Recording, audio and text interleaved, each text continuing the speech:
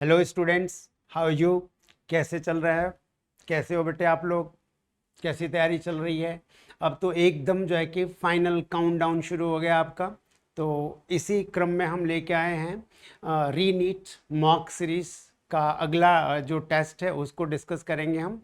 और बेटा इस टेस्ट में जो भी क्वेश्चन आपके गलत हो रहे हैं, इंटेंस उसका अगर हम डिस्कशन करें और इंटेंस उसके हम फिर से रिवीजन एक बार कर ले, में हमारे पास टाइम है 5 दिन का, तो बहुत यूज़फुल होगा, बहुत फ़ायदा होगा और आपका स्कोर जो है कि ड्रास्टिकली चेंज हो जाएगा, बढ़ जाएगा आपका स्कोर। तो चलिए बिना देर किए हुए हम अब अगला टेस्ट यहाँ पे डिस्कस करते हैं बॉटनी का। तो आ जाओ यहाँ पे। क्वेश्चन है आइडेंटिफाई द करेक्ट स्टेटमेंट्स। अब बेटा इसमें से 4 स्टेटमेंट्स दिए हैं, इसमें से करेक्ट स्टेटमेंट आपको आइडेंटिफाई करने की कौन कौन से स्टेटमेंट्स करेक्ट है। तो यहाँ पे देखो, मेमेलिया रिप्रेजेंट्स क्लास, बिल्कुल ठीक है। क्लास जो है वो एक कैटेगरी है और मेमेलिया एक कैटेगरी यानी क्लास कैटेगरी को क्या करता है, रिप्रेजेंट करता है। ठीक है, तो ये स्टेटमेंट तो सही है। Each category denotes a rank, बिल्कुल एनसीईआरटी साफ लिखती है each category denotes a rank, यानी क्लासिफिकेशन जो है it is not a single step process. Classification में नंबर ऑफ स्टेप्स हैं और हर एक स्टेप एक कैटेगरी को या एक रैंक को रिप्रेजेंट करता है। तो ये भी बिल्कुल ठीक है, एकदम सही है। Species are generally identified on the basis of distinct morphological feature, ये स्टेटमेंट भी बिल्कुल करेक्ट है। आप देखो कि एक स्पीशीज को हम क्लोजली रिलेटेड स्पीशीज से किस वे में डिफ्रेंशिएट करते हैं, उसके मॉर्फोलॉजिकल फीचर के बेसिस पर। जैसे टाइगर है और लेपर्ड है, अब इन दोनों में सिमिलरिटी है पर इनमें जो है कि मॉर्फोलॉजिकल डिफरेंसेस भी हैं। दोनों एक ही जीनस के स्पीशीज है तो इन दोनों को हम मॉर्फोलॉजिकल डिस्टिंक्ट मॉर्फोलॉजिकल बेसिस पे इनको क्या कर सकते हैं, डिफरेंशिएट कर सकते हैं, अलग कर सकते हैं। ये भी बिल्कुल सही स्टेटमेंट है। फिर कह रहा है कि arrangement of all the categories in an ascending और descending order constitute taxonomic hierarchy, exactly एकदम सही है कि टेक्सोनॉमिकल हायरार्की का मतलब होता है कि स्टेप्स को उनके या तो बढ़ते हुए या तो फिर घटते हुए, यानी असेंडिंग या फिर डिसेंडिंग ऑर्डर में अगर उनको हम अरेंज करते हैं तो उसको हम कहते हैं टेक्सोनॉमिक हायरार्की। इसका मतलब कि ए बी सी डी ये चारों के चारों ऑप्शंस बिल्कुल क्या है, करेक्ट हैं। तो चारों स्टेटमेंट सही हैं, तो आंसर क्या बन जाएगा, ऑप्शन 4 जो है कि इसका आंसर बन जाएगा। चलो नेक्स्ट क्वेश्चन हम डिस्कस करते हैं बेटा। नेक्स्ट क्वेश्चन पे आते हैं। आप देखो क्या कह रहा है कि zoospores that is motile spores are not produced by. तो आप देखो कि ये सारे एल्गी के एग्जांपल्स दिए हुए हैं। अब इसमें से हमें ये बताना है कि किसमें मोटाइल स्पोर्स नहीं होते। तो मोटाइल एल्गी में पहली बात तो समझो कि एल्गी में जो आपके 3 क्लासेस हैं, क्लोरोफाइसी, फियोफाइसी और रोडोफाइसी। क्लोरोफाइसी और फियोफाइसी में दोनों में मोटिलिटी होती है। क्लोरोफाइसी में vegetative as well as reproductive दोनों स्टेज में मोटिलिटी होती है। फियोफाइसी में सिर्फ रिप्रोडक्टिव स्टेज में मोटिलिटी होती है। पर जो रोडोफाइसी है there is no motile cell in Rhodophyceae. That means कि रोडोफाइसी में फ्लैजिला क्या होता है, एब्सेंट। एनसीईआरटी ने भी इसको टेबल में जो है लिखा हुआ है, जो उसने कंपैरिजन किया हुआ है। तो इसका मतलब इसमें से अगर हम रोडोफाइसी के मेंबर को निकाल लें तो अपने आप आंसर निकल आएगा। वॉल बॉक्स ये आंसर होगा नहीं, ये वॉल बॉक्स जो है कि क्लोरोफाइसी है, मोटाइल होता है। फ्यूकस जो है वो फियोफाइसी है, मोटाइल होता है इसमें जो स्पोर। यूलोथ्रिक्स ये क्लोरोफाइसी है, इसमें मोटाइल होता है, ये भी नहीं होगा। पॉलीसाइफोनिया ये रोडोफाइसी है तो इसमें फ्लैजिला एब्सेंट होता है, तो आंसर क्या बनेगा हमारा, पॉलीसाइफोनिया। ठीक है, नेक्स्ट हम क्वेश्चन डिस्कस करते हैं। Who demonstrated that extract of infected plant of tobacco could cause infection in healthy plants। अब देखो यहाँ पे बड़ा क्लोज ऑप्शंस दिए हुए हैं और ईयर को भी आपको ध्यान में रखना है। एनसीईआरटी में ये मेंशन किया हुआ है बिजरिंग इन 1892। देखो 1892 में जो वर्क किया था वो किया था डीजे इवेनॉस्की ने, और उसने रिपोर्ट किया था कि एक्सट्रैक्ट जो है वो क्या कॉज करता है, डिजीज कॉज करता है हेल्दी प्लांट में। तो हु रिपोर्टेड अगर आएगा तो आपका आंसर क्या बनता है, इवेनॉस्की। पर हु डेमोन्स्ट्रेटेड तो आंसर होता है बिजरिंग। पर बिजरिंग का ईयर जो था वो ईयर क्या था, 1898 था। तो इसमें आंसर जो बनेगा हमारा दैट इज बिजरिंग इन 1898।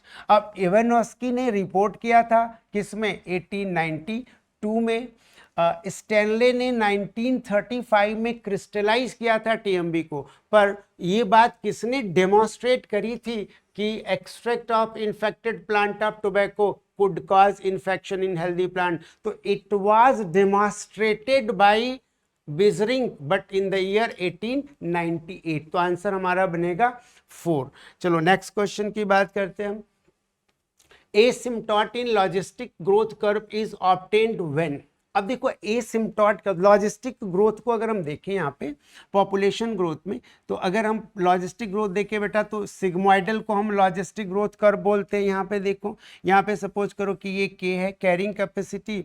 जो सिग्मोइडल कर्व होता है पहले धीरे धीरे बढ़ता है, फिर एक्सपोनेंशियली राइज करता है, और फिर जो है कि यहाँ पे लाइन पे जाके एसिम्पटॉट हो जाता है। दैट मीन्स कि पहले स्लो ग्रोथ होती है, फिर एक्सपोनेंशियल होती है, और फिर थोड़े बहुत फ्लक्चुएशन, माइनर फ्लक्चुएशन के साथ वो हॉरिजॉन्टली लंबे टाइम तक परसिस्ट करती है, जिसको हम कहते हैं एसिम्पटॉट। अब होता क्या है कि कोई भी पॉपुलेशन आपको पता, अच्छा अब इसका फॉर्मूला क्या बनता है कि इसका फॉर्मूला बनता है dn by d t is equal to r n, और यहाँ पे होता है k माइनस एन बाई के। ये फॉर्मूला है इस लॉजिस्टिक ग्रोथ कर्व का।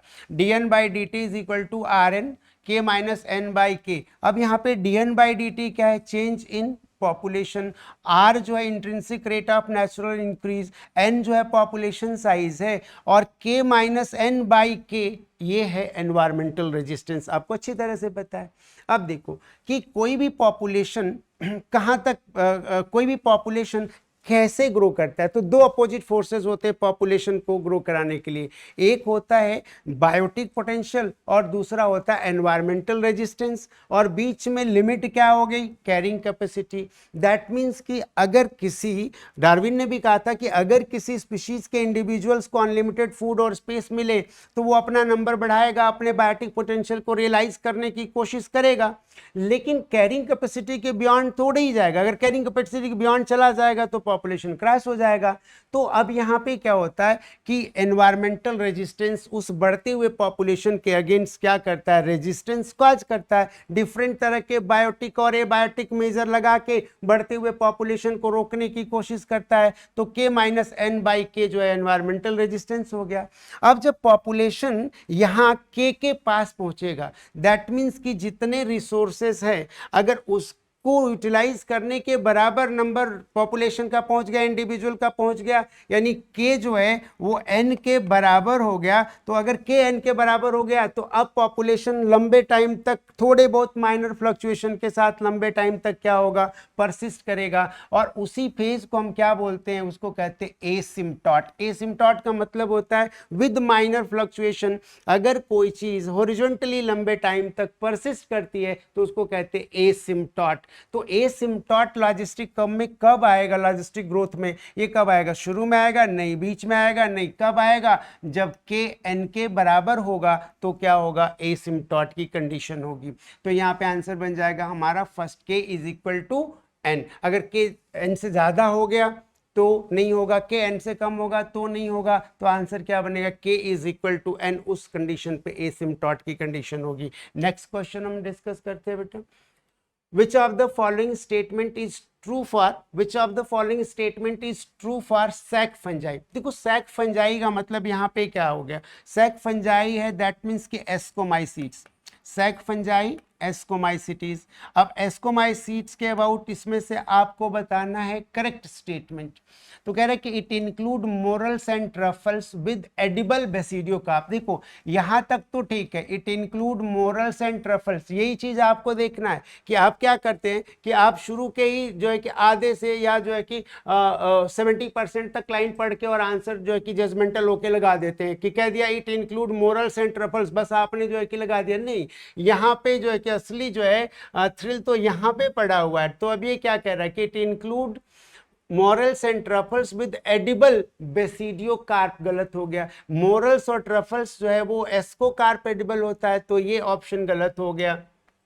बेसिडियो कार्प जो होता है बेसिडियोमाइसिटीज का फ्रूटिंग बॉडी होता है। दूसरा, it represent sexually, yes sexually reproduce करता है, तो it reproduce sexually by exogenous spores produced on basidium. No, दो गलती यहाँ पे, एक्सोजीनस स्पोर नहीं और बेसिडियम नहीं, दोनों गलत हो गया। Sexual spores are produce endogenously, yes. Ascomycetes में क्या होता है कि कैरेक्टरिस्टिक स्पोर्स जो होते हैं वो ascospores, and ascospores are formed inside ascus, sac like structure ascus होता है, और इस एस्कस के अंदर टोटल 8 हैप्लॉइड एस्कोस्पोर्स का फॉर्मेशन होता है। ये देखो, ये एस्कस है और एस्कस के अंदर 8 हैप्लॉइड एस्कोस्पोर्स बनते हैं, क्योंकि यहाँ पे क्या होता है, मियोसिस के इमीडिएट बाद माइटोसिस होती है बेटा, तो यहाँ पे क्या हो जाता है 8 हैप्लॉइड एस्कोस्पोर्स, और ये एस्कस के अंदर एंडोजीनस होता है। इसका मतलब आंसर क्या बनेगा, sexual spores are produce endogenously inside ascus, और इसीलिए तो इसको सैक फंजाई बोलते हैं। फोर्थ ऑप्शन है site of karyogamy and meiosis is basidium, basidium तो होगा नहीं, बेसिडियोस्पोर का फीचर होगा, तो इसका आंसर जो बन जाएगा वो क्या बनेगा, थर्ड आंसर बनेगा। Next is exploring molecular, genetic and species level diversity for product of economic importance is called। अब देखो एनसीईआरटी की ये सीधी लाइन है, सीधी सीधी लाइन एनसीईआरटी लिखती है, कहती है कि exploring molecular and genetic and species level diversity for products of economic importance and economic importance is called. अब इसको क्या कहते हैं, बायो इन्फॉर्मेटिक्स नहीं, बायो इन्फॉर्मेटिक्स का मतलब होता है कि बायोलॉजी प्लस इंफॉर्मेशन टेक्नोलॉजी, तो उसको हम कहते हैं बायो इन्फॉर्मेटिक्स, ये तो गलत हो गया, ठीक है। बायो प्रोस्पेक्टिंग, यस, इसको हम कहते हैं बायो प्रोस्पेक्टिंग। दैट मीन्स कि अगर हम जेनेटिक और स्पीशीज लेवल डाइवर्सिटी को एक्सप्लोर करते हैं फॉर इकोनॉमिक इंपॉर्टेंस, तो इस ब्रांच को हम कहते हैं बायो प्रोस्पेक्टिंग, ओके।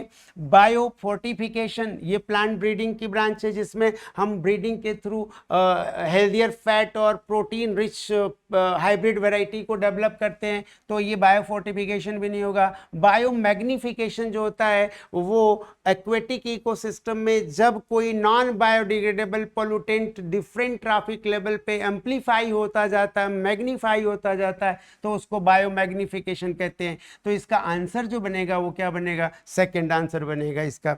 नेक्स्ट हम बात करते हैं क्वेश्चन। अब देखो, select the incorrect option with respect to diagram shown. अब ये डायग्राम पहले फाइंड करें फटाक से, within fraction of second आपको इस डायग्राम को दिमाग में डालना है। एनसीईआरटी का डायग्राम है क्या, ये सिल्क कॉटन, क्या ये सिल्क कॉटन, और जो सिल्क कॉटन है वो एक पामेटली कंपाउंड लीफ का एग्जाम्पल होता है। आप देखो यहाँ पे जैसे हमारे हाथ की उंगलियां ऊपर है, वैसे ही आप देखो तो एक पॉइंट से लीफलेट्स निकले हुए हैं, राइट। अब दो तरह के कंपाउंड लीव्स होते हैं, एक पिनेट होता है। पिनेट लीफ में क्या होता है कि जो मिडरिब है वो मिडरिब रैकिस बन जाता है, और उस रैकिस पे ऐसे लेटरल डायरेक्शन में लीफलेट्स अराइज होते हैं। ये देखिए ऐसे लीफलेट्स अराइज होते हैं लेटरल डायरेक्शन में।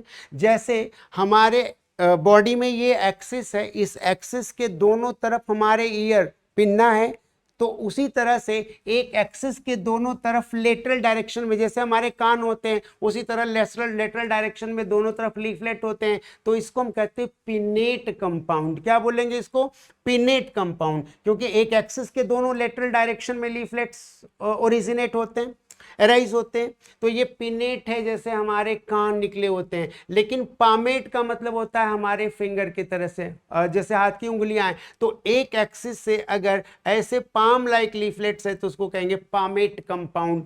अब ये जो सिल्क कॉटन है ये एग्जाम्पल है पामेट कंपाउंड का। पिनेट कंपाउंड का एग्जाम्पल जो दिया है एनसीईआरटी ने वो नीम एज अ डायरेक्टर प्लांट को दिया हुआ, तो ये दोनों अपने दिमाग में डायग्राम भी रखेंगे और ये एग्जाम्पल रखेंगे। तो अब इसमें देखो कह रहे कि select incorrect option with respect to this diagram. तो अब यहाँ पे हम देखें तो first option presence of rachis, rachis तो नहीं है, रैकिस यहाँ पे होता है। पिनेट कंपाउंड लीफ जो होती है उस पिनेट कंपाउंड लीफ में यहाँ पे रैकिस होता है। ये देखो ये मिडरिब है, यही रैकिस बन जाता है, इसके दोनों तरफ लेटरल डायरेक्शन में लीफलेट अराइज होते हैं, तो ये तो ऑप्शन नहीं बनेगा, ठीक है। तो रैकिस जो है कि ये फर्स्ट ऑप्शन गलत हो गया। Example of this type of leaf is neem. No, नीम जो है उसमें पिनेट कंपाउंड लीफ होती है, ये भी नहीं होगा। तो क्या हो गया, पामेटली कंपाउंड लीफ, ये पामेटली कंपाउंड लीफ है, ठीक है। तो हमें बताना क्या है, इनकरेक्ट बताना है, यानी कि ये भी इनकरेक्ट है और ये भी इनकरेक्ट है। तो ऑप्शन क्या बन जाएगा 4, 1 एंड 2, यानी इस प्लांट के अबाउट, इस डायग्राम के अबाउट इनकरेक्ट स्टेटमेंट फर्स्ट भी हो गया, सेकंड भी हो गया, क्योंकि इसमें रैकिस एब्सेंट है और ये जो एग्जाम्पल है वो सिल्क कॉटन का है, ये एग्जाम्पल नीम का नहीं है, तो बोथ 1 and 2 आंसर बनेगा। तो इसके लिए करेक्ट क्या बनेगा? करेक्ट इसका जो है वो पामेटली कंपाउंड है, लेकिन ये भी इनकरेक्ट है, ये भी इनकरेक्ट है, both are 1 and 2 are incorrect, because यहाँ पे पूछ क्या रहा है? इनकरेक्ट पूछ रहा है। नेक्स्ट क्वेश्चन की बात करूं, M. Kelvin, Melvin Kelvin worked out completely biosynthetic pathway for synthesis of sugar using radioactive। Simple है, एनसीईआरटी ने इस बात को साफ साफ लिखा हुआ है कि जो केल्विन था, केल्विन ने काम किस पे किया था? देखो, तो केल्विन ने काम किया था केल्विन साइकिल के डिस्कवरी के लिए क्लोरेला प्लांट, क्लोरेला, ये देखिए क्लोरेला प्लांट पे काम किया था। ओके, और इन्होंने पहली बार C14 कार्बन का रेडियो एक्टिव आइसोटोप C14 लिया और C14 लेकर के इन्होंने केल्विन साइकिल के डिफरेंट पाथवे और स्टेप्स को डिटेक्ट किया था। और पहली बार वर्ल्ड वार 2 के बाद पहली बार रेडियो एक्टिव सब्सटेंस का बेनिफिशियल यूज भी हो सकता है। ये बात किसने बताई थी? M. केल्विन ने बताई थी। By using what? By using C14 radio active isotope of carbon. तो अब यही पूछ रहा है कि M. केल्विन ने बायोसिंथेटिक पाथवे को डिटेक्ट करने के लिए कौन सा रेडियो एक्टिव सब्सटेंस लिया था? तो रेडियो एक्टिव सब्सटेंस लिया था carbon C14। Which of the following is the characteristic feature of family Fabaceae?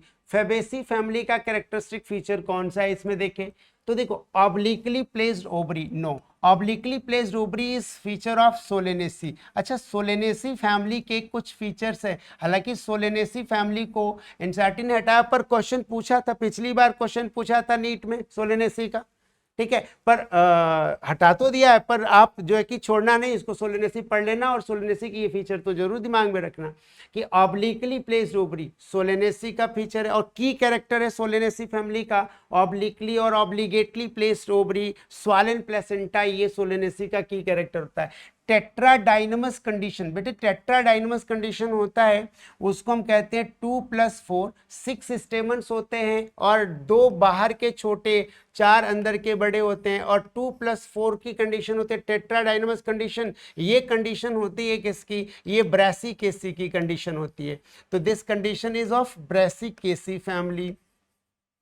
तो ये भी हमें बताना किसका? फेबेसी। तो ये भी ऑप्शन नहीं ठीक है, ये भी आंसर नहीं बनेगा, ये भी नहीं बनेगा। सिंजेंसियस कंडीशन, अच्छा सिंजेंसियस कंडीशन जो होता है वो क्या होता है? ये एक कोहेशन का कंडीशन है। कोहेशन दैट मीन्स कि जब स्टेमन के सारे पार्ट आपस में जुड़े हैं तो उसको सिंजेंसियस बोलेंगे। एंथर और फिलामेंट सब आपस में जुड़े हैं तो that condition is called as syngenesious. और सिंजेंसियस स्टेमन जो होता है वो एस्टेरेसी का फीचर है, एस्टेरेसी। ओके, अब एस्टेरेसी में भी एक चीज याद रखना कि एस्टेरेसी में किस फ्लोरेट का फीचर होगा? सिंपल है, तो एस्टेरेसी के रे फ्लोरेट्स का फीचर है ये या डिस्क फ्लोरेट्स का फीचर है? तो एक बात समझना यहाँ पे कि आपको मालूम है कि एस्टेरेसी फैमिली में हेड कैपिटुलम इनफ्लोरेसेंस होता है, 2 तरह के फ्लोरेट्स होते हैं, central florets are called disc florets, peripheral florets are called as ray florets. जो रे फ्लोरेट्स होते हैं या तो वो न्यूट्रल होते हैं, लिसन केयरफुली, या तो वो न्यूट्रल होते हैं या फिर फीमेल होते हैं, ओके। और जो डिस्क फ्लोरेट्स होते हैं ये बाइसेक्सुअल होते हैं, यानी रे फ्लोरेट्स या तो न्यूट्रल या तो फीमेल और डिस्क फ्लोरेट्स बाइसेक्सुअल है। तो अगर ये सिंजेंसियस कंडीशन स्टेमन का कंडीशन है तो निश्चित रूप से ये रे फ्लोरेट का फीचर हो ही नहीं सकता। तो ये फीचर किसका होगा? डिस्क फ्लोरेट्स ऑफ एस्टेरेसी और डिस्क फ्लोरेट्स ऑफ बोलो सनफ्लावर। तो ये भी ऑप्शन नहीं बनेगा। अब रह गया कौन? Fourth, vexillary aestivation. यस, यानी कि फेबेसी फैमिली का one of the key feature, one of the key character of family Fabaceae is क्या?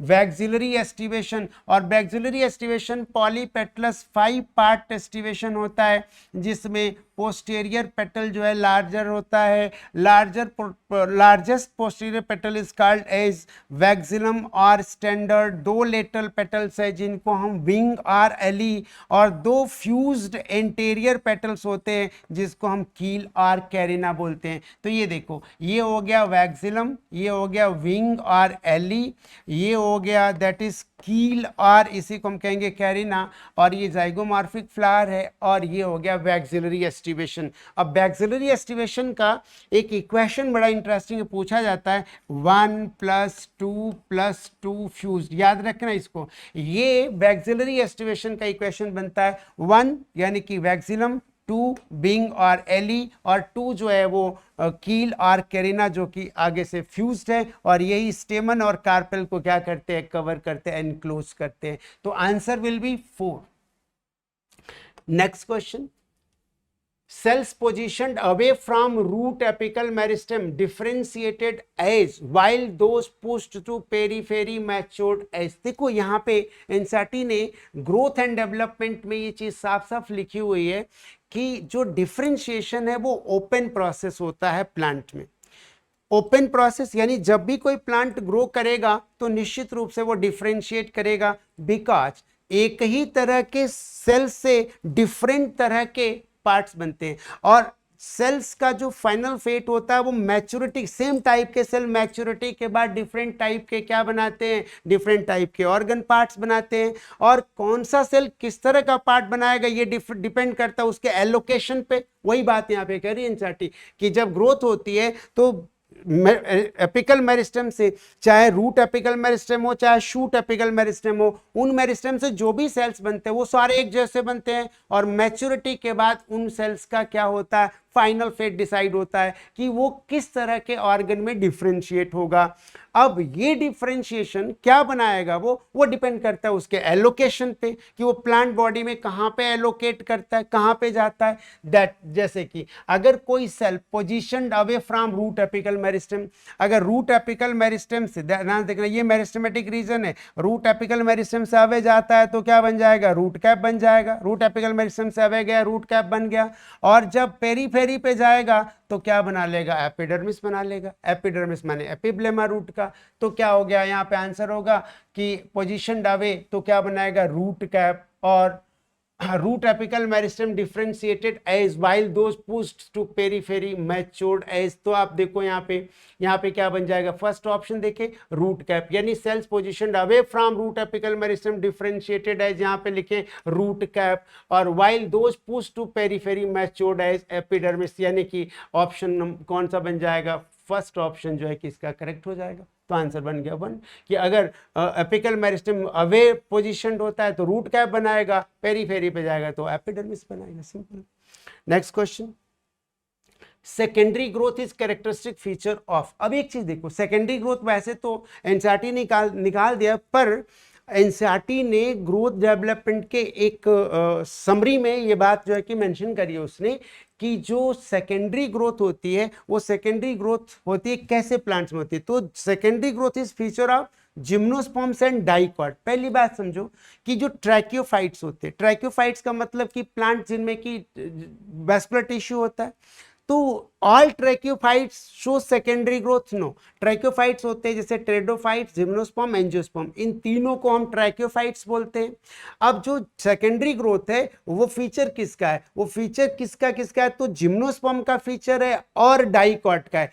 एंजियोस्पर्म में भी मोनोकॉट है और डाइकॉट है, यानी कि हमारे पास अगर बात करें ट्रैकियोफाइट की, वैस्कुलर प्लांट्स की, तो वैस्कुलर प्लांट्स कौन कौन से हो गए, pteridophytes, gymnosperms, dicots, monocots. Dicot monocot ये दोनों एंजियोस्पर्म्स हैं।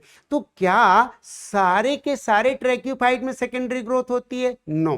तो सेकेंडरी ग्रोथ किसका फीचर है, सेकेंडरी ग्रोथ फीचर है जिम्नोस्पर्म्स का और डाइकॉट का। एब्सेंट किसमें है, टेरिडोफाइट्स में और मोनोकॉट्स में। अगर हम एक्सेप्शन को छोड़ दे तो जनरलाइज कंसेप्ट यही है। तो अब इसमें से आपको फाइंड करना है, यानी क्लियर हो गया कि secondary growth is feature of gymnosperms and dicot. तो बेटा यहां से जिम्नोस्पर्म और डाइकॉट को निकाल लो, अपने आप जो है कि आंसर बन जाएगा। तो यहाँ पे देखो मैंगो डाइकॉट है पर ड्राइप्टेरिस जो है वो टेरिडोफाइट है, ये ऑप्शन गलत हो गया। सिड्रस जिम्नोस्पर्म है, यूकेलिप्टस जो है वो एंजियोस्पर्म है, डाइकॉट है, ये ऑप्शन क्या हो गया, सही हो गया। अब देखो फाइकस, ठीक, फाइकस डाइकॉट है, लेकिन मेज क्या है, मोनोकॉट है, तो ये ऑप्शन गलत हो गया। ग्रासेस ये क्या है, ये मोनोकॉट्स हैं। पाइन ये जिम्नोस्पर्म में, तो इसकी वजह से ये ऑप्शन क्या हो गया, गलत हो गया। तो आंसर क्या बन जाएगा, बोलो, सेकंड बन जाएगा, सिड्रस एंड यूकेलिप्टस, इनमें सेकेंडरी ग्रोथ होगी। Next question, a weed that has invaded many forest island lands in India is। अब देखो कौन सा वीड है, इंजेड इसको लिखते हैं, कौन सा वीड है जो फॉरेस्ट लैंड में तेजी से बढ़ गया, वो वीड है दैट इज लेंटाना। अब देखो आइकॉर्निया, आइकॉर्निया तो वीड नहीं है, ये एक्वेटिक प्लांट है। लेंटाना ऑप्शन सही है। वाटर हाइसिंथ ये आइकॉर्निया का ही कॉमन नेम है। ऑक्जेलिस, ऑक्जेलिस भी हर्ब है, लेकिन ये ऑक्जेलिस जो है ये अबंडेंटली ग्रो नहीं करता लैंड में, ये एक्सोटिक प्लांट नहीं है, ये जो है कि इधर का ही प्लांट, इंडियन ही है। तो एक्सोटिक प्लांट जो कि इन्वेड किया फॉरेस्ट ट्रैक पे, फॉरेस्ट लैंड में, वो कौन था, दैट वाज लेंटाना। तो आंसर हो गया लेंटाना। अब देखो ये इक्वालिटी का क्वेश्चन है। इकोसिस्टम में आपने पढ़ा है कि वहाँ पे 10% लॉ चलता है, 90% लेस एनर्जी ट्रांसफर होती है। तो अब कह रहा है कि अगर 1000 kg biomass available at second trophic level, second trophic level का मतलब ये हो गया, देखो T1 ये हो गया प्लांट, ठीक है। अब T2 जो है ये हो गया हर्बीवोर। अब T3 जो होगा ये हो जाएगा, ये हो गया प्राइमरी कार्निवोर, हर्बीवोर T2 हो गया, प्राइमरी कार्निवोर T3 हो गया। T4 जो होगा वो होगा सेकेंडरी कार्निवोर या टर्शरी कंज्यूमर। अब टर्शरी कंज्यूमर ये हो गया सेकेंडरी कार्निवोर। तो क्या कह रहा है कि टर्शरी कंज्यूमर लेवल पे सेकेंड ट्रॉफिक लेवल, यानी यहाँ पे अगर 1000 kg है तो यहाँ पे T4 पे पूछ रहा है, यानी टर्शरी कंज्यूमर का जो लेवल है, ये primary consumer, secondary consumer, tertiary consumer T4 पे कितना हो जाएगा। तो आप जो है कि 90% लेस लेके जाओ। 1000 kg यहाँ है, 100 kg यहाँ पे हो जाएगा, 10 kg यहाँ पे हो जाएगा। तो answer will B second, simple. Match the column 1 and column 2, select the correct option. Match करते हैं।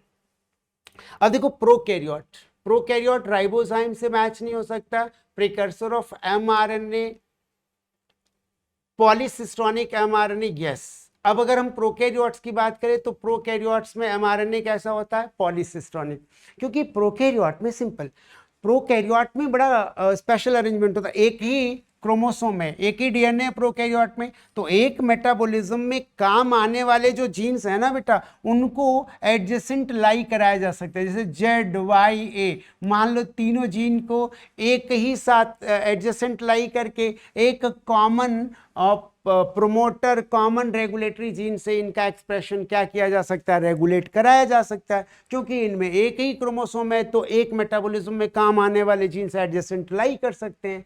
और अगर एक ही, ध्यान रखना, एक ही mRNA पे एक से ज़्यादा जीन्स के इंफॉर्मेशन एनकोडेड हैं और उसे एक से ज़्यादा पॉलीपेप्टाइड mRNA से बन रहा है, तो ऐसे mRNA को बोलेंगे हम पॉलीसिस्टोनिक mRNA।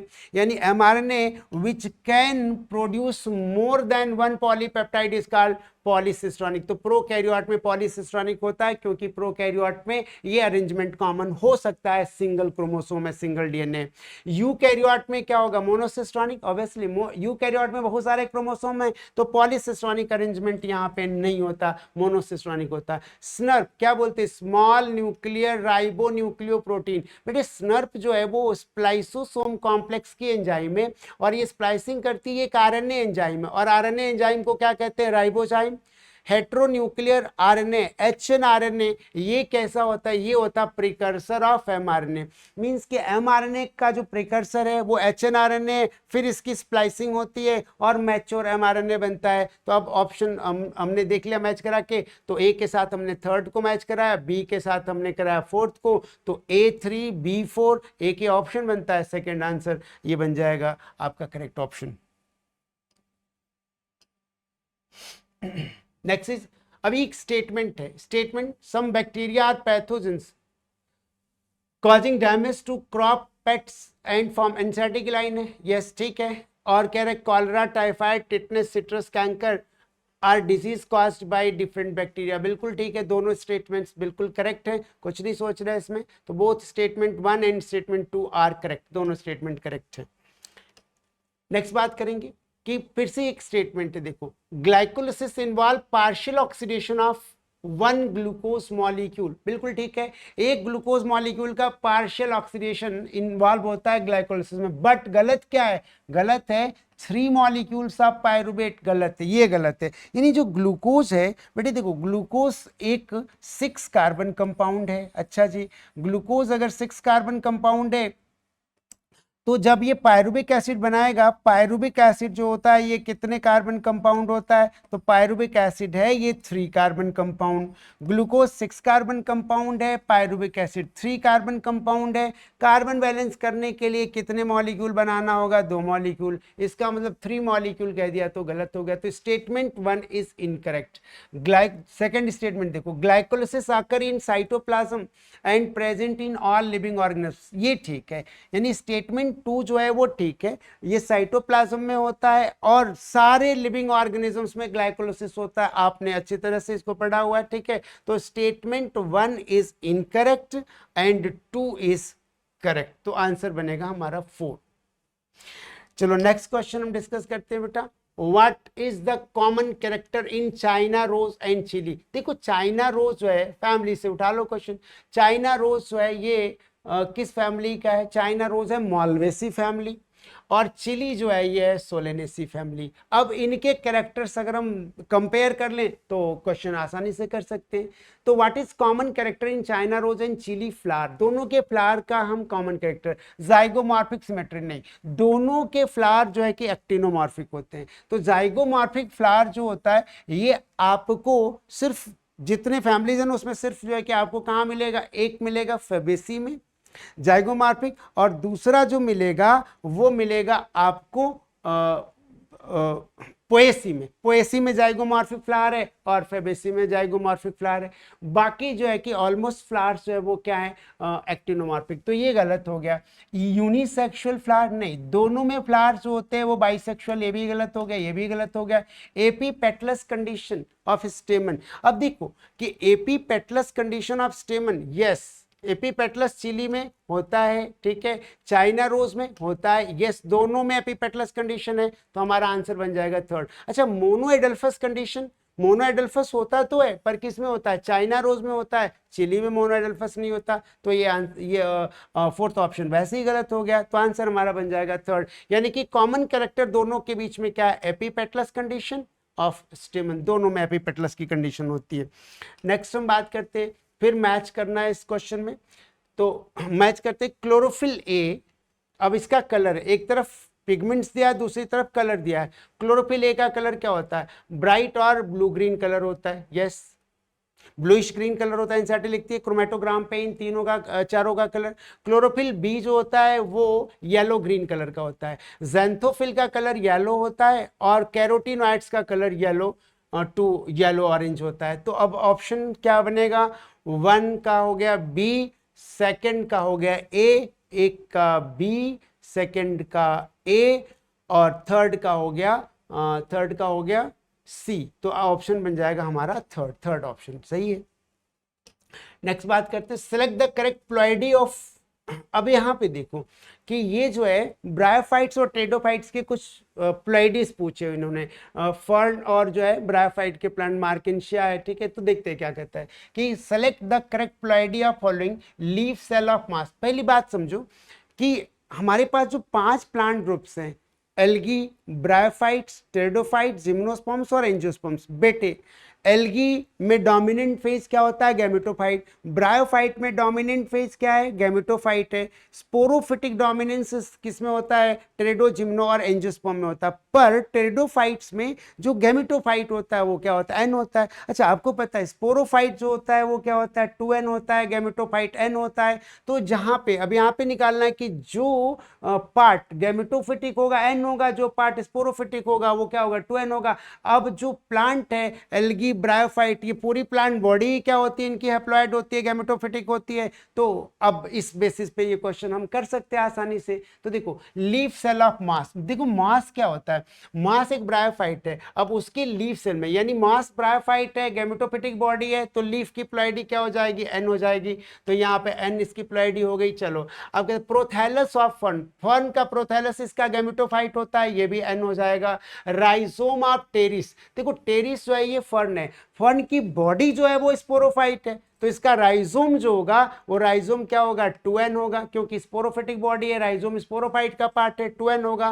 वेंटर जैकेट इन मार्केंसिया, मार्केंसिया में वेंटर का जो जैकेट है, यानी वेंटर जो है वो गैमेटोफाइट का पार्ट है, तो ये भी क्या हो जाएगा, n हो जाएगा। तो सीक्वेंस क्या बन जाएगा, n n 2n n, देखो इसमें कौन है, n n 2n n, fourth option बन गया, आंसर विल बी 4, यानी मास की लीफ सेल की प्लॉइडी एन हो गई, फर्न के प्रोथैलस की प्लॉइडी एन हो गई क्योंकि गैमेटोफाइट है, राइजोम टेरिस के राइजोम की प्लॉइडी 2n हो गई क्योंकि स्पोरोफाइट है, और विंटर जैकेट ऑफ मार्केंसिया क्या हो गया, n, क्योंकि गैमेटोफाइट है। चलो नेक्स्ट क्वेश्चन की बात करते हैं, फटाफट खत्म करो इसको।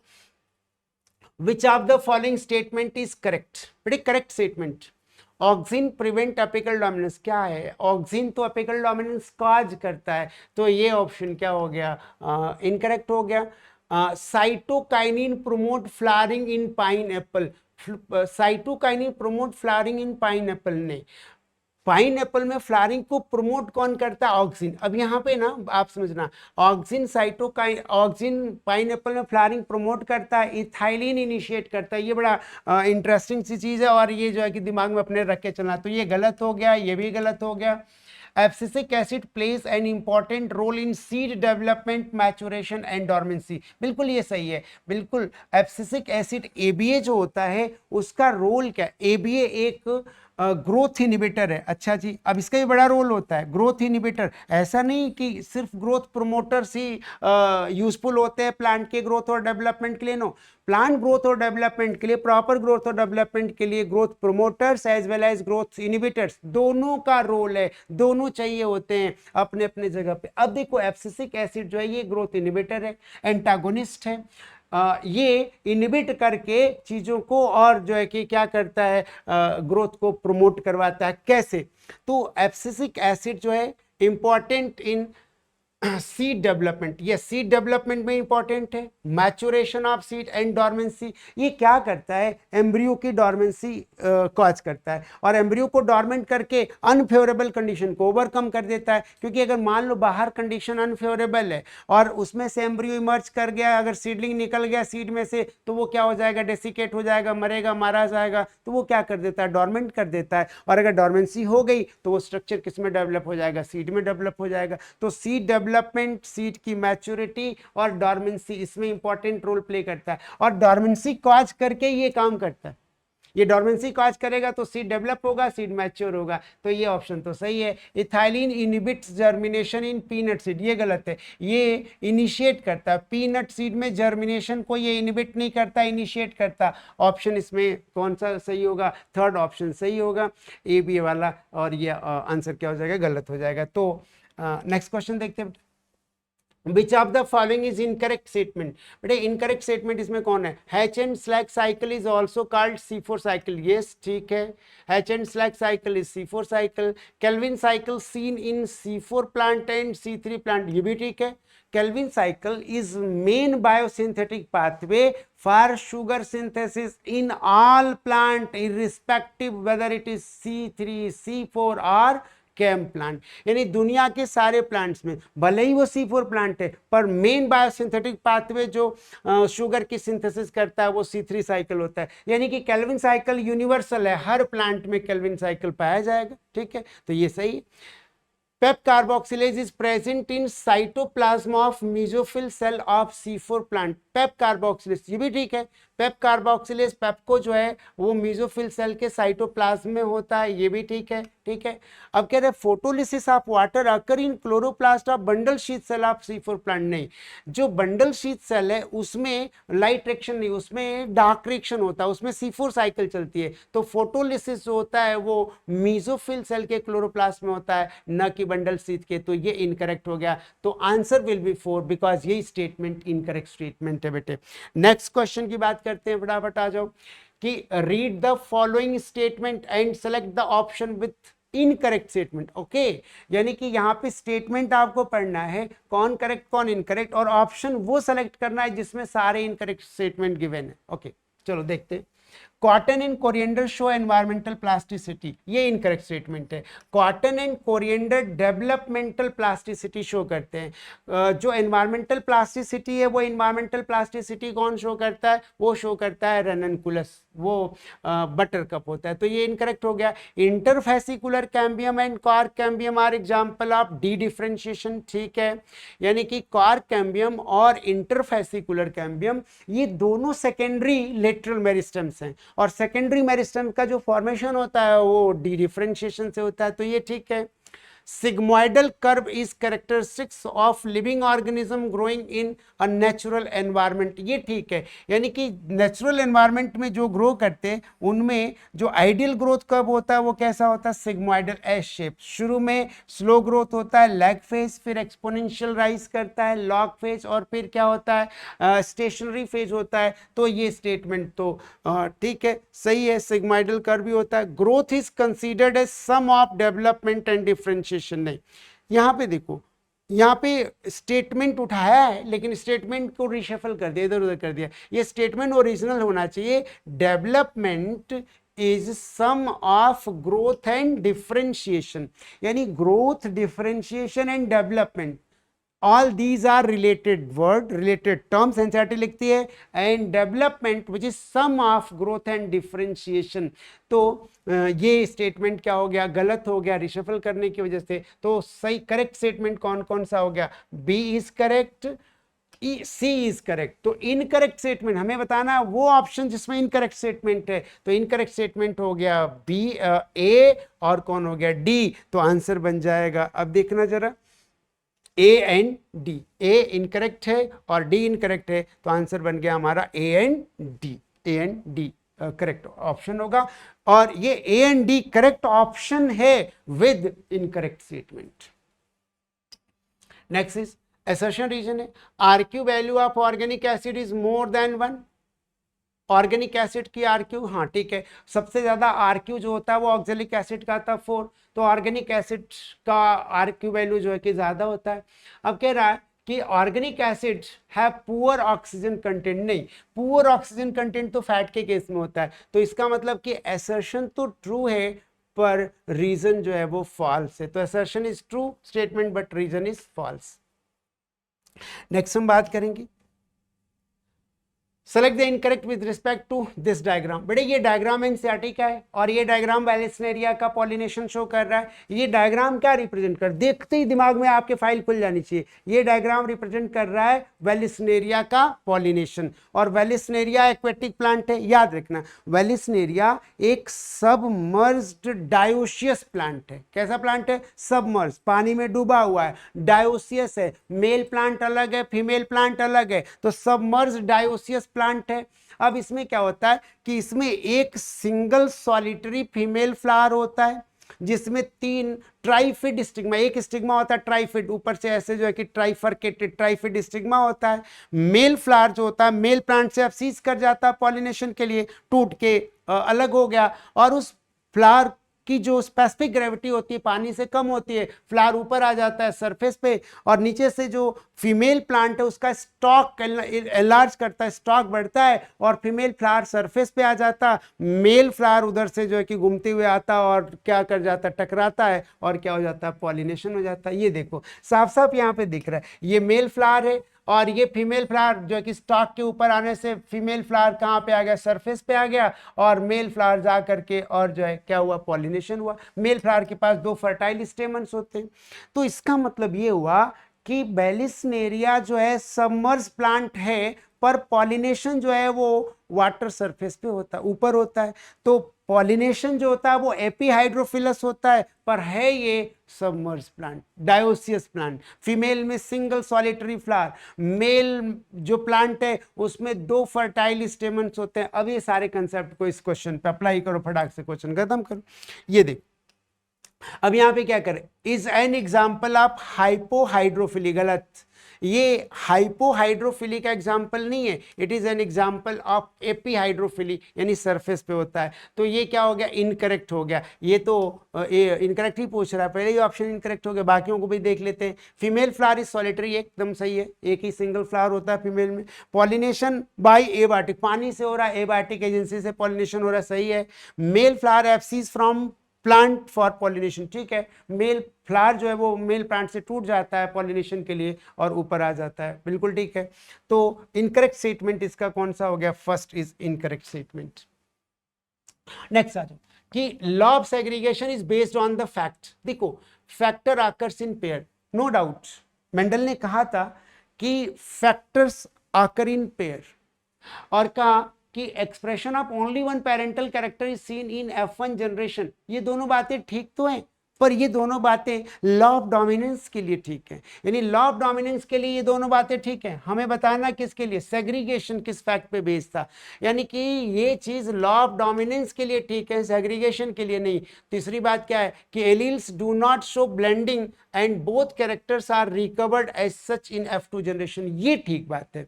यानी कि law of segregation based on fact कि जो एलील्स हैं they do not show blending and they as such recover in F2 generation. यही हुआ ना, जब टॉल और ड्वार्फ को, प्योर टॉल और ड्वार्फ को क्रॉस कराया, F1 हाइब्रिड टॉल मिला, कैपिटल टी स्मॉल टी मिला F1 जनरेशन में, और जब सेल्फिंग कराई इसकी, तो देखो F1 जनरेशन की जब सेल्फिंग कराई कैपिटल टी स्मॉल टी की, तो जीनोटाइप 3 तरह के मिले, T, capital T small T, capital T small T और स्मॉल टी, ये 3 तरह के जीनोटाइप। ये देखो एक ये हो गया, 2 ये और एक ये, यानी कि यहां पे टॉल ड्वार्फ ये दोनों कैरेक्टर एज सच रिकवर होते हैं। इसका मतलब कि F1 में जब कैपिटल टी स्मॉल टी यानी टॉल का फैक्टर और ड्वार्फ का फैक्टर जब इकट्ठे थे F1 जनरेशन में, तो उनके बीच में कोई ब्लेंडिंग नहीं हुई, और इसीलिए कहते हैं कि मेंडेलियन इनहेरिटेंस जो है वो किसका एग्जाम्पल है, नॉन ब्लेंडिंग इनहेरिटेंस का एग्जाम्पल है।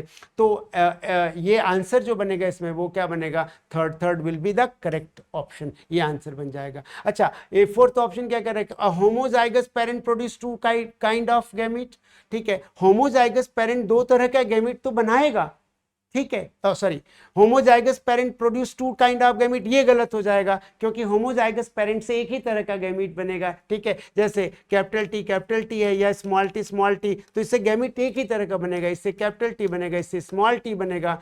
तो ये देखो ये स्टेटमेंट गलत हो गया। ये स्टेटमेंट तो सही है, दोनों 1 और 2 स्टेटमेंट सही है, पर लॉ ऑफ सेग्रीगेशन के लिए नहीं, ये लॉ ऑफ डोमिनेंस के लिए सही है, और ये फोर्थ ऑप्शन स्टेटमेंट ही इसका गलत है। तो आंसर बन जाएगा हमारा थर्ड।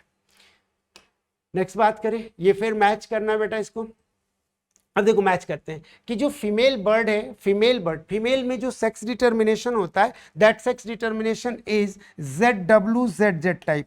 देखो फीमेल में ZWZZ टाइप जो बर्ड्स में सेक्स डिटर्मिनेशन है, that is opposite to Lygaeus type, that means ZWZZ type, ये फीमेल हेट्रोगैमेटी का एग्जाम्पल होता है। तो बर्ड्स में जो फीमेल होती है वो ZW यानी कि हेट्रोगैमेटिक फीमेल्स होती है, मेल्स होमोगैमेटिक होते हैं, ठीक है। तो फीमेल बर्ड, अब फीमेल बर्ड में एलोसोम जो होगा वो कैसा हो जाएगा, ये देखिए वो ZW एलोसोम हो जाएगा। हीमोफीलिया, अब ये क्या, हीमोफीलिया एक रिसेसिव सेक्स लिंक डिसऑर्डर है, तो मैच करो कि सेक्स लिंक का मतलब allosomic recessive disorder related to blood clotting, एकदम सही, रिलेटेड टू ब्लड क्लॉटिंग है और एलोसोमिक रिसेसिव ब्लड डिसऑर्डर है, ठीक हो गया। मायोटोनिक डिस्ट्रॉफी ये डोमिनेंट है, ऑटोसोमल डोमिनेंट डिसऑर्डर है, तो ये मैच हो जाएगा किससे बेटा, थर्ड से, ऑटोसोमल डोमिनेंट डिसऑर्डर थर्ड से मैच हो गया। थैलीसीमिया रिसेसिव है लेकिन ये ऑटोसोमल रिसेसिव है, तो ये हो गया सेकंड से। तो अब मैच क्या बनेगा कि female bird ZW allosome, haemophilia, allosomic recessive disorder related to blood clotting, myotonic dystrophy, autosomal dominant disorder and thalassaemia जो है ऑटोसोमल रिसेसिव डिसऑर्डर। अब ऑप्शन इसमें देखते हैं कौन, तो फर्स्ट के साथ बना मैच किया, फोर्थ को A4 हो गया, B1 हो गया, A4 B1 और C क्या हो गया 3, C3 हो गया, यानी ऑप्शन हो गया थर्ड ऑप्शन सही आंसर है। ठीक है, next question. Soma clonal variation, देखो वेरिएशन जो होता है वो वेरिएशन सेक्सुअल रिप्रोडक्शन का आउटकम है। सबको पता है कि वेरिएशन सेक्सुअल रिप्रोडक्शन का आउटकम है। इन जनरल वेरिएशन जो होता है सेक्सुअल कॉन्टिन्यूअस वेरिएशन होता है, म्यूटेशन से डिसकॉन्टिन्यूअस वेरिएशन होता है। पर यहाँ पे जब हम सोमा क्लोनल की बात करेंगे, इसका मतलब सोमैटिक क्लोनिंग के टाइम पे वेरिएशन, तो ये वेरिएशन जो है कि सेक्सुअल रिप्रोडक्शन का तो नहीं है, ये कॉन्टिन्यूअस वेरिएशन सेक्सुअल रिप्रोडक्शन का नहीं है। यहीं से आइडिया लग गया, somaclonal variation are those which appear during self pollination. नहीं, वैसे तो सेल्फ पॉलिनेशन में वेरिएशन होता नहीं है, तो क्या हो गया, ये तो वैसे ही जो है क्या हो जाएगा, गलत हो जाएगा, क्योंकि सेक्सुअल रिप्रोडक्शन से तो इसका कोई रिलेशन नहीं है। ड्यूरिंग क्रॉस पॉलिनेशन बिल्कुल नहीं, इंटरस्पेसिफिक हाइब्रिड बिल्कुल नहीं, क्योंकि इंटरस्पेसिफिक हाइब्रिड में भी तो सेक्सुअल रिप्रोडक्शन हो रहा है। तो Soma clonal and somatic cloning कहाँ पे होगी, जहाँ पे सेम जीनोटाइप के प्लांट बनाए जाएंगे, और वो चीज क्या होती है, टिश्यू कल्चर। तो in plant regenerated through tissue culture, तो आप ऑप्शन क्या हो जाएगा 4 will be the correct answer. Soma clonal variation tissue culture के टाइम पे जो चेंजेस आते हैं ड्यू टू मीडियम कंडीशन या किसी और कंडीशन की वजह से, तो उसको हम कहेंगे सोमा क्लोनल वेरिएशन, और ऐसे वेरिएंट को सोमा क्लोनल वेरिएंट्स बोलते हैं। नेक्स्ट क्वेश्चन देखो बेटा कि segregation of gamete formation and only one of each pair is transmitted to gamete, this statement can be held true for. अच्छा देखो, एनसीईआरटी ने एक टेबल दिया है जिसमें कॉलम ए कॉलम बी पढ़ा होगा आपने, ठीक है, जो क्रोमोसोमल थ्योरी ऑफ इनहेरिटेंस है उसी पेज पे दिया हुआ है, और कॉलम ए में 3 पॉइंट, कॉलम बी में 3 पॉइंट, और कंपेयर करके बताया कि बताओ कि कौन जीन के लिए सही है, कौन क्रोमोसोम के लिए सही है।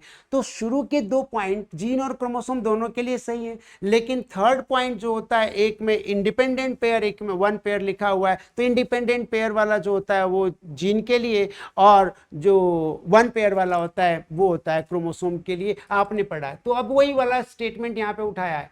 तो कह रहे हैं कि segregation of gamete formation, segregation at the time of gamete form, देखो segregation at the time of gamete formation and only one of each pair is transmitted to gamete, ये किसके लिए सही है, तो ये क्रोमोसोम के लिए, जीन के लिए, दोनों के लिए, दोनों के लिए सही है।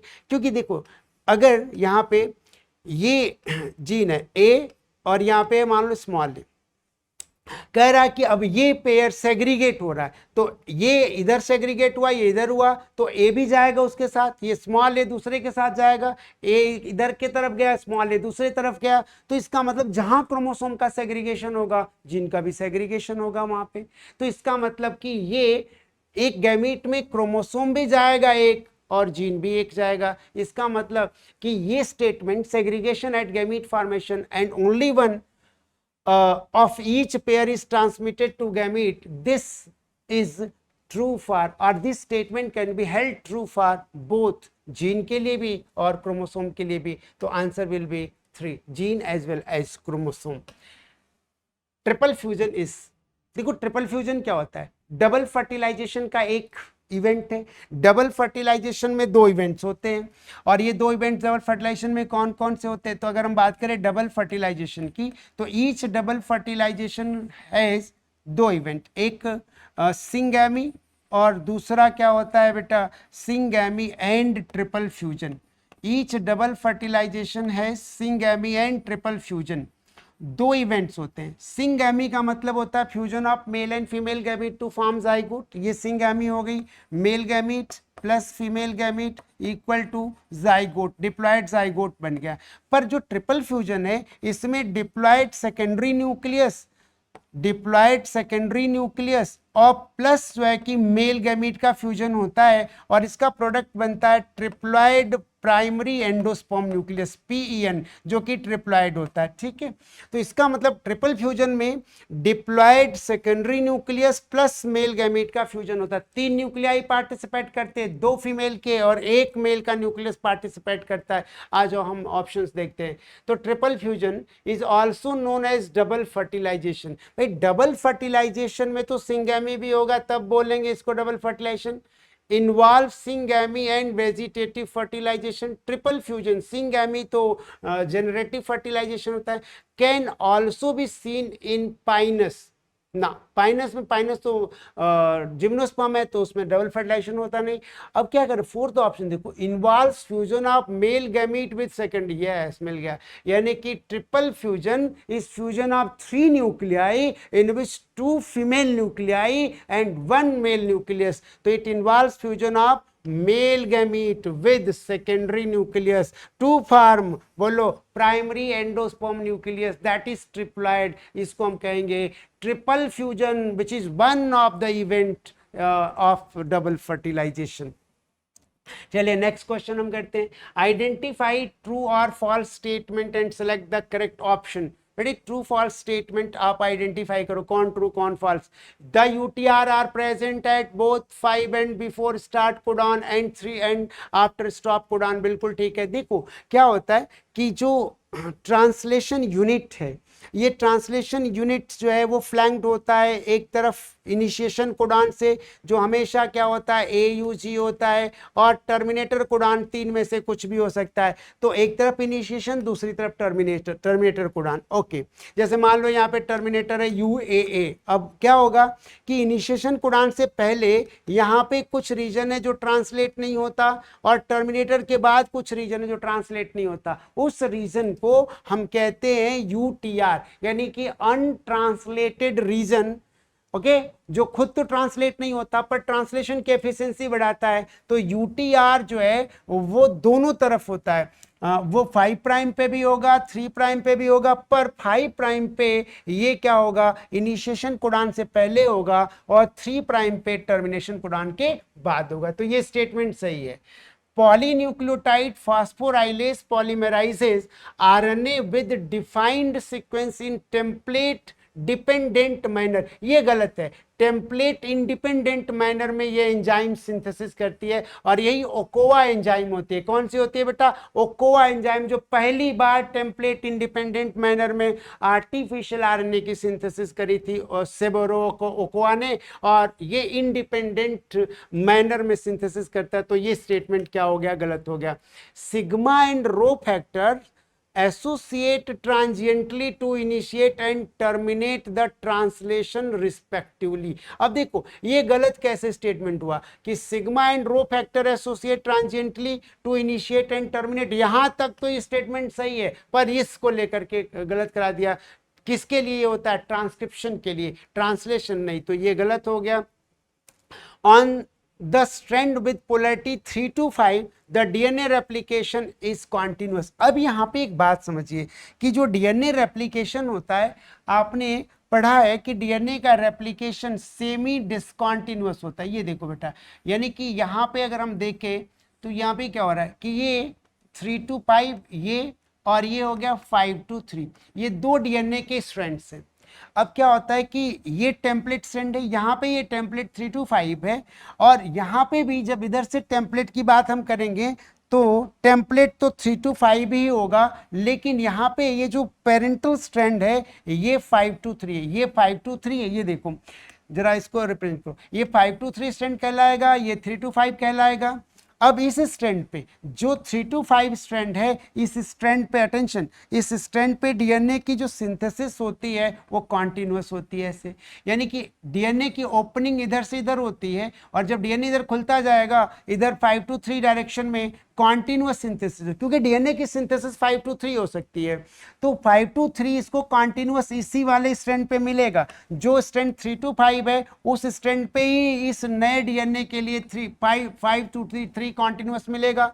यहाँ पे 5 to 3 इधर से इधर की तरफ होगा। इसका मतलब डीएनए की ओपनिंग का डायरेक्शन ये है, सिंथेसिस हमेशा 5 to 3 होगा, ये टेम्पलेट ऐसे 3 to 5 खुलेगा तो इसके कॉम्प्लीमेंट्री 5 to 3 कॉन्टिन्यूसली होगा, पर इस वाले स्ट्रैंड पे जो सिंथेसिस होगी वो पीसेस में होगी और उसी को हम क्या कहते हैं, ओकाजाकी फ्रेगमेंट कहते हैं।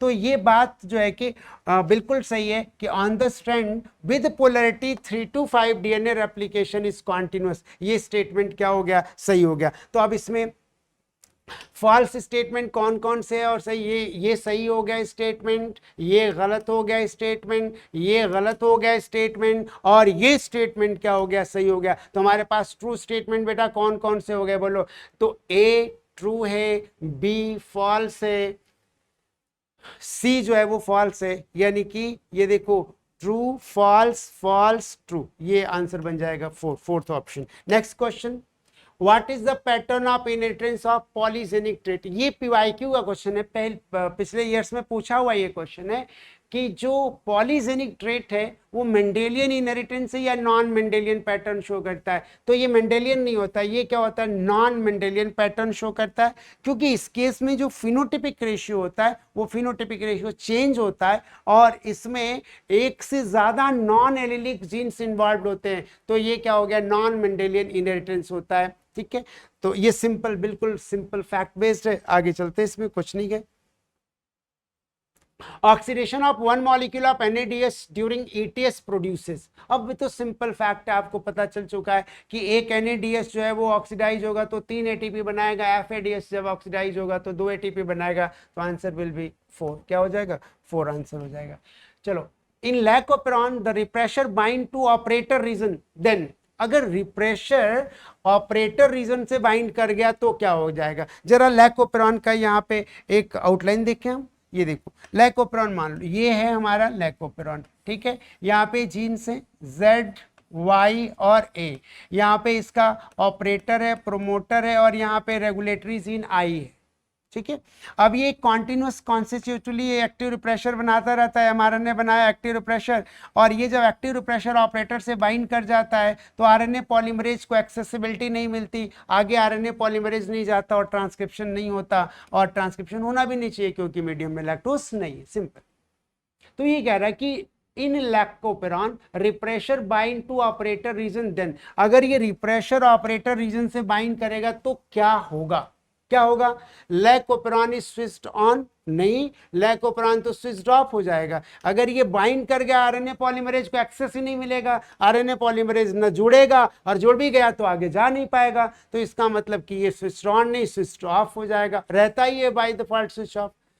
दूसरा, RNA polymerase will not transcribe the operon, ठीक बात है, RNA पॉलीमरेज ट्रांसक्रिप्शन नहीं कर पाएगा क्योंकि ब्लॉक हो चुका है, ऑपरेटर पे आकर के रिप्रेशर बाइंड किया हुआ है तो RNA पॉलीमरेज जो है कि ब्लॉक कर दिया, इसको ट्रांसक्रिप्शन नहीं होगा, तो ये तो सही है। Entry of lactose is facilitated, lactose की एंट्री से कोई लेना देना नहीं, lactose is broken down into glucose and galactose, इससे जो है कि लैक्टोज के ब्रेकडाउन से कुछ लेना देना नहीं है, तो इसका आंसर बन जाएगा बेटा सेकंड। नेक्स्ट यार है assertion is the accessibility of promoter region of prokaryotic DNA in many cases regulated by the interaction of protein with sequence termed operator। Okay, क्या कह रहा है कि एक्सेसिबिलिटी ऑफ प्रोमोटर, ये कह रहा है किसकी बात कह रहा है कि मेनी केसेस में जो RNA पॉलीमरेज की एक्सेसिबिलिटी है वो डिपेंड करता है कि प्रोटीन जो है वो एक सीक्वेंस जिसको कि ऑपरेटर कहते हैं से बाइंड करता है। ठीक बात है, बिल्कुल ठीक है। जैसे जब एक्टिव रिप्रेशर है तो एक्टिव रिप्रेशर का बाइंडिंग साइट क्या होता है, ऑपरेटर, अगर ऑपरेटर से बाइंड कर गया तो RNA पॉलीमरेज को एक्सेसिबिलिटी नहीं मिलेगी।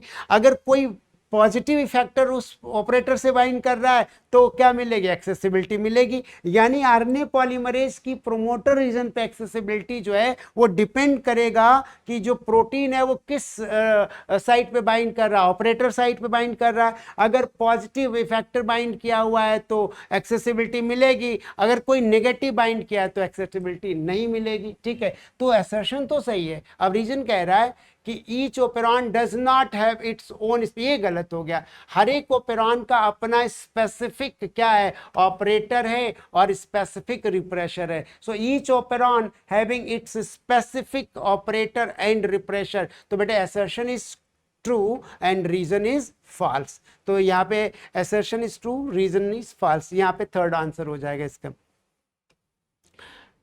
A stable community do not show too much variation in productivity from year to year। ये तो ठीक बात कह रहा है।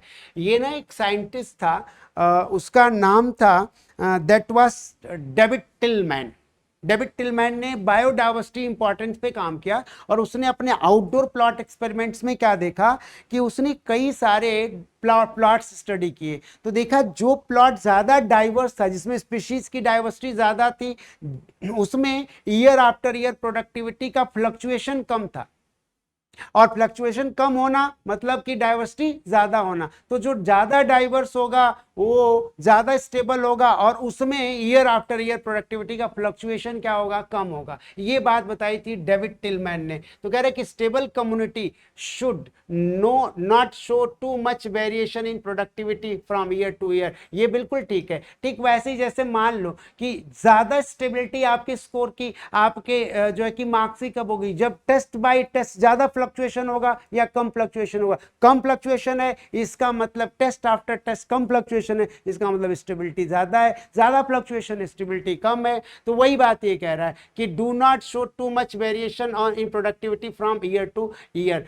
तो ये तो ठीक हो गया। अब कह रहा है कि स्टेबल कम्युनिटी, अगला ऑप्शन देखो, मस्ट बी आइदर रेजिस्टेंट और resilient to occasional disturbances.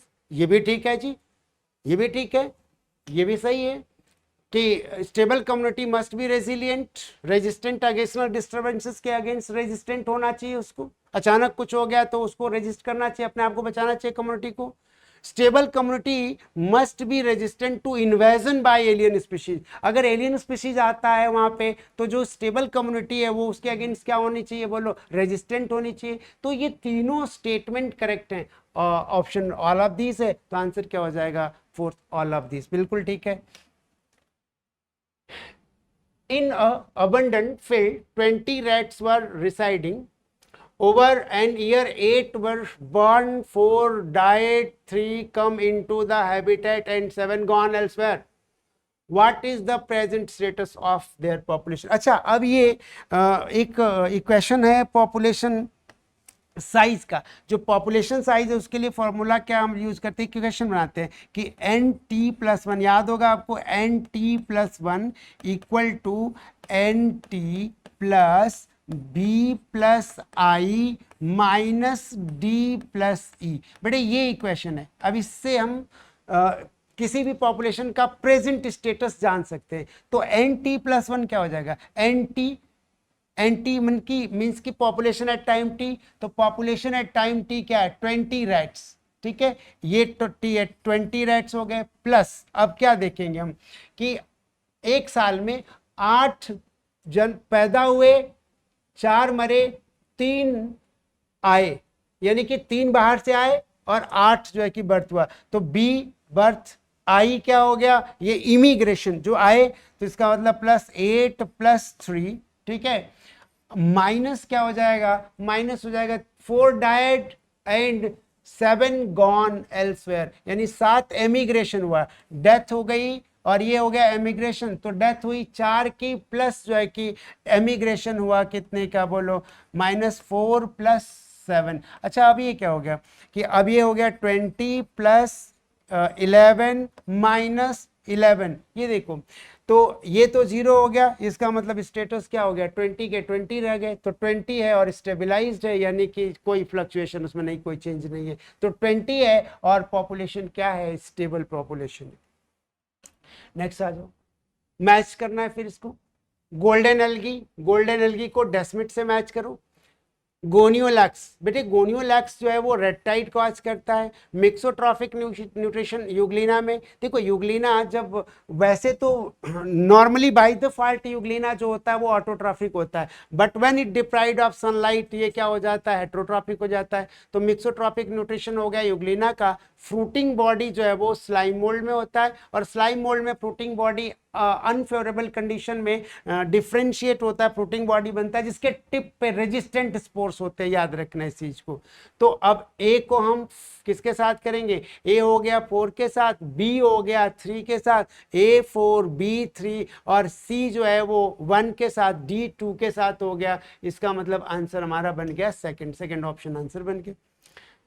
Next question, the insects feeding on plant parts are sap are. अब देखो कि जो इंसेक्ट्स हैं जो प्लांट पार्ट पे और सैप पे फीड करते उन्हें क्या बोलेंगे, तो उन्हें हम कहते हैं फाइटोफैगस। बेटा एनसीईआरटी भी कहती है कि अबाउट 25% इंसेक्ट्स आर फाइटोफैगस, तो फाइटोफैगस तो करेक्ट हो गया। क्या उनको कंपटीटर कह सकते, नहीं, वो कंपटीटर नहीं हो सकते। प्लांट के साथ इंसेक्ट थोड़े ही कंपीट करेगा, प्लांट के साथ प्लांट कंपीट करेगा, इंसेक्ट के साथ इंसेक्ट करेगा, प्लांट और इंसेक्ट का क्या कंपटीशन है, तो कंपटीटर तो होगा ही नहीं, सिंपल है। क्या ये प्रेडेटर हो सकते हैं, यस प्रेडेटर हो सकते हैं, क्योंकि इंसेक्ट जो सैप पे फीड करते हैं वो प्लांट के प्रेडेटर्स हो सकते हैं। तो इसका मतलब कि फाइटोफैगस भी हो सकते हैं, प्रेडेटर भी हो सकते हैं, और फोर्थ ऑप्शन है बोथ 1 and 3, तो आंसर क्या बन जाएगा हमारा, बोथ 1 and 3। तो फोर्थ ऑप्शन जो है कि वो करेक्ट आंसर हो जाएगा। कि given below are the stages in the life cycle of pteridophytes. Given below are the stages in the life cycle of pteridophytes. Arrange the following stage in the correct sequence. अब देखो ये last to last year भी एक question इस तरह का पूछा हुआ था स्टेजेस के बेसिस पे कि डिफरेंट स्टेप को हम स्टेजेस को लाइफ साइकिल में हम सीक्वेंस में कौन पहले कौन बाद में आता है स्टेज, इस पे अरेंज करने के लिए क्वेश्चन, और पूछता भी क्वेश्चन पूछा भी है।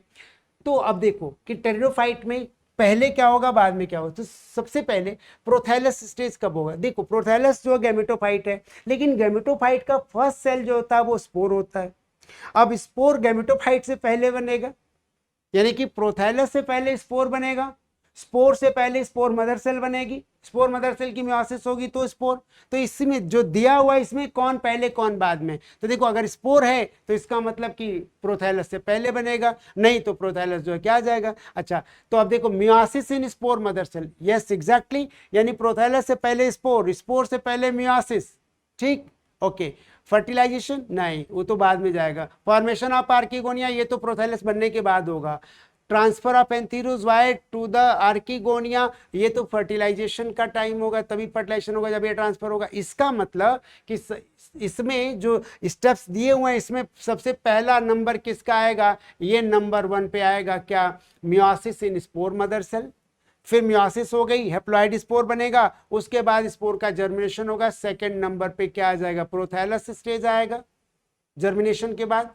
उसके बाद क्या आएगा, जब प्रोथैलस बन गया तो formation of archegonia and antheridia on prothallus, ये थर्ड नंबर पे आ गया। फिर उसके बाद से क्या आएगा जी, उसके बाद ट्रांसफर होगा एंथीरोजोइड का archegonia in the presence of water, ये 4th नंबर पे आ जाएगा। फिर क्या हुआ, फर्टिलाइजेशन, ये 5 नंबर पे आ गया। तो अब सीक्वेंस सुनो कि बी के बाद ए, बी ए, फिर D, B A, D E C. अब देखो B A D E C, B A फिर डी ई सी, कौन सा ऑप्शन बन रहा है, 4th ऑप्शन बन रहा है, फर्स्ट ऑप्शन, तो आंसर हो गया first. Next is identify the correct statement. बेटे correct statement, decomposition is largely and oxygen requiring process, ठीक है, डिकम्पोजिशन ऑक्सीडेशन का प्रोसेस है, ऑक्सीजन रिक्वायर करेगा। Humus is further degraded by some microbes during mineralisation, ये भी ठीक है। ह्यूमस फर्दर माइक्रोब्स के थ्रू क्या होता है, डिग्रेड होता है, स्लो डिकम्पोजिशन होता है, पर होता है। Decomposition rate is slower if detritus is rich in lignin and chitin, ये भी ठीक है। अगर नाइट्रोजन रिच होगा तो डिकम्पोजिशन रेट फास्ट होगा, अगर लिग्निन और काइटिन है तो डिकम्पोजिशन का रेट स्लो होगा। इसीलिए प्लांट मटेरियल का डिकम्पोजिशन स्लो होता है, एनिमल मटेरियल का जो है कि फास्ट होता है। Temperature regulates decomposition through their effect on activity of soil microbe, ये भी ठीक है। सॉइल माइक्रोब पे भी इसकी एक्टिविटी करके टेम्परेचर को अफेक्ट करता है, एंजाइम की एक्टिविटी से भी करता है, ठीक है। लो टेम्परेचर प्रोमोट्स डिकम्पोजिशन, ये गलत है। लो टेम्परेचर जो है वो डिकम्पोजिशन को प्रमोट नहीं करता, वो डिकम्पोजिशन को रोकता है, ठीक है, क्योंकि एंजाइम की एक्टिविटी को स्लो कर देता है और इसलिए डिकम्पोजिशन रेट क्या हो जाएगा, स्लो हो जाएगा। तो इसमें करेक्ट जो होगा ए बी सी डी, तो A B C D only, fourth option बनेगा A B C and D only. Next question बेटा, which of the following statement is not true for stomatal apparatus. देखो stomatal apparatus, guard cells invariably possess chloroplast and mitochondria, ठीक है। Which of the following is not true, तो ये तो ठीक है कि गार्ड सेल में क्लोरोप्लास्ट और माइटोकॉन्ड्रिया तो होगा, बिल्कुल ठीक है। Guard cells are always surrounded by subsidiary cell, ये गलत है। Stomata are involve in gaseous sections, ठीक है। Inner wall of guard cells are thick, inner wall of guard cells are thick and outer wall of guard cells are thin. जैसे हम देखें तो ये गार्ड सेल है, तो गार्ड सेल में जो कनकेव वॉल है, इनर वॉल जो होती है वो थिक होती है और आउटर वॉल जो होती है वो थिन होती है, तो ये भी सही हो गया, ठीक है। तो इसमें आंसर क्या हो जाएगा, सेकंड आंसर बन जाएगा। नेक्स्ट क्वेश्चन हम देखते हैं, फिर मैच करना है इसको कि Neurospora biochemical study, Neurospora NCERT लिखती है न्यूरोस्पोरा एस्कोमाइसीरीज का मेंबर है and Neurospora is extensively used in biochemical and genetical work, तो न्यूरोस्पोरा को मैच कर दो बायोकेमिकल स्टडी से। अल्ब्यूगो जो है parasitic on mustard, Albugo Candida mustard पे पैरासाइट होता है, ईस्ट यूनिसेलुलर फंगस है, राइजोपस ब्रेड मोल्ड है, तो सीधे आ जाओ A4 B1, A4 B1 C2, C का 2 के साथ हो गया, ये थर्ड आंसर बन जाएगा, ठीक है, simple. Next question, VNTRs are useful in DNA fingerprinting because, देखो VNTR जो होते हैं वेरिएबल नंबर टेंडम रिपीट, ये इंपॉर्टेंट क्यों है, ये भी प्रीवियस ईयर क्वेश्चन है, ये इंपॉर्टेंट है कि VNTR जो है एक इंसान के हर सेल में पर्टिकुलर क्रोमोसोम का VNTR क्या होगा, सेम होगा, यानी it shows same degree of variation in individual and different degree of variation in population. That means कि एक इंसान के, सपोज करो कि 5th क्रोमोसोम पे एक इंसान के जितने भी सेल्स हैं, हर बॉडी पार्ट के सेल्स में पर्टिकुलर क्रोमोसोम का VNTR क्या होगा, सेम होगा, लेकिन वो दूसरे इंसान के सेम क्रोमोसोम से डिफरेंट होगा और उसी इंसान के दूसरे क्रोमोसोम से भी डिफरेंट होगा।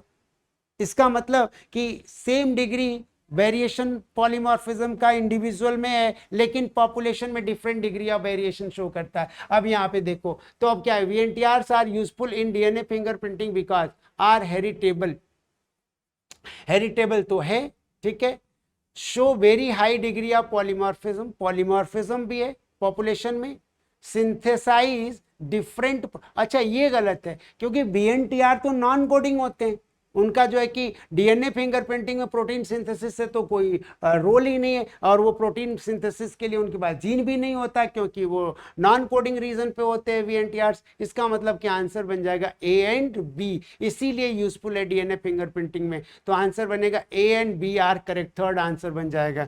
Now next question and last question है बेटा कि इन फाइकोमाइसीट्स माइसीलियम इज, देखो फाइकोमाइसीट्स जो होते हैं वो लोअर फंजाई हैं, एल्गल फंजाई बोलते हैं फाइकोमाइसीट्स को, और इनमें माइसीलियम कैसा होता है, सिनोसिटिक होता है और कैसा होता है, मल्टी न्यूक्लिएटेड। तब जो सिनोसिटिक है वो मल्टी न्यूक्लिएटेड होगा, एसेप्टेट होगा। तो देखो अगर हम कहें मल्टी न्यूक्लिएटेड पर सेप्टेट, ये गलत हो जाएगा, मल्टी न्यूक्लिएटेड और एसेप्टेट अगर रहता तो सही हो जाता, यूनी न्यूक्लिएटेड सेप्टेट ये भी गलत हो जाएगा, तो सेप्टेट सिनोसिटिक ये भी गलत, क्योंकि दोनों एक साथ कैसे हो, सेप्टेट और सिनोसिटिक नहीं, यानी कि फोर्थ ऑप्शन होगा एसेप्टेट एंड सिनोसिटिक, तो answer will B 4 is right answer, option 4 is right answer. Okay, तो बेटा ये हमने कोशिश किया कि आपको जो क्वेश्चंस हैं उनके थोड़ा एक्सप्लेनेशन के साथ आपको आंसर दे जो आपको यूजफुल हो, और अब आप अपनी तैयारी 5 दिन बचे हैं, इस 5 दिनों में जो है कि आप एकदम जो है कि वार लेवल पर लग जाइए, बहुत अच्छा होगा